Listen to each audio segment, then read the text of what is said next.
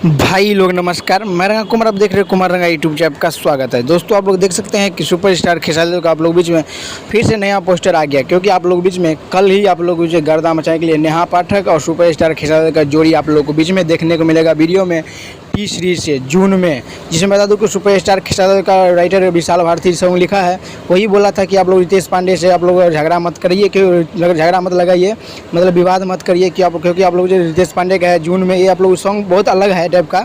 और मैं आप लोग को वीडियो भी बना दिया हूँ, पिछला वीडियो में जाकर देख सकते हैं कि आप लोग विवाद ना करें, क्योंकि विशाल भारती पहले ही बोल दिया था। तो आप लोग सुबह में रेडी रहिएगा सुपरस्टार खेसारी का और आप लोग नेहा पाठक का देखने के लिए। और खेसारी का आवाज़ है, तो आप लोग ज़्यादा से ज़्यादा वीडियो जरूर शेयर कीजिएगा, ताकि हर एक फैन को पता चले कि सुपरस्टार खेसारी का सॉन्ग ये गर्दा क्या धमाल मचाएगा। सुबह में टी सीरीज से 7 बजे या तो 8 बजे आप लोग बीच में देखने को मिलेगा। तो आप लोग ज़्यादा से ज़्यादा वीडियो जरूर शेयर कीजिए, क्योंकि टीजर पर आप लोग स्क्रीन पर देख सकते हैं वीडियो चल रहा है। मिलता हूँ नेक्स्ट में, तक के लिए।